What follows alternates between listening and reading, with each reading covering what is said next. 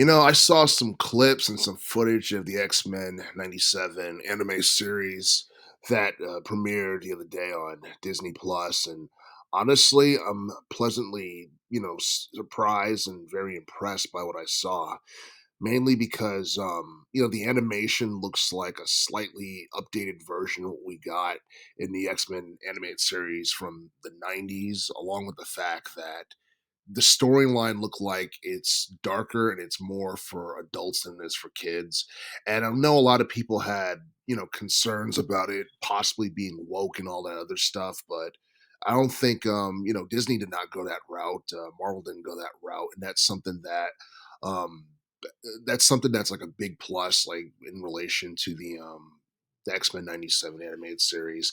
I mean, you look at the characters, you look at the voice acting, um, all of it was pretty good, like they made Cyclops feel like an actual leader, he wasn't just like an annoying douche like he was in like the older X-Men anime series.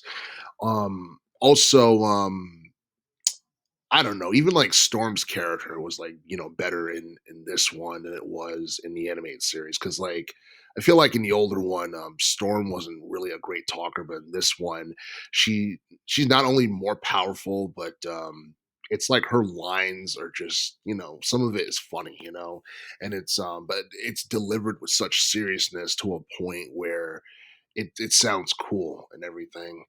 Um, like honestly, I'm not exactly sure what fan base this was intended to cater to.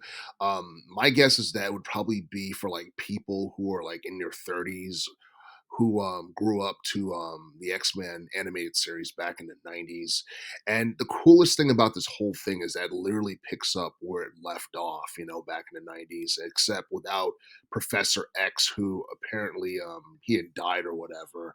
And as a result, pretty much you have this whole team of, X-Men basically, doing things without the lost their leader. So I kind of get like I get, the personality change in Cyclops because, he has to step it up because Professor X isn't there to guide them and all that. And it didn't seem like X-Men 97 missed a beat at all in comparison to the older like anime series from like 92, 97. Um, this premiered back in March 20th, so that was actually like a few days ago. And unfortunately, it's exclusive to Disney Plus, so you'd have to get the subscription or to like watch the whole thing. But so far, there's only been like two episodes, and based off of what I know, um, a second season's in development, and there's a season three that's going to be planned. And thus far, it's been nothing but good reviews, good reception. I believe it was trending on Twitter the other day, and people were astonished by what they saw, myself included.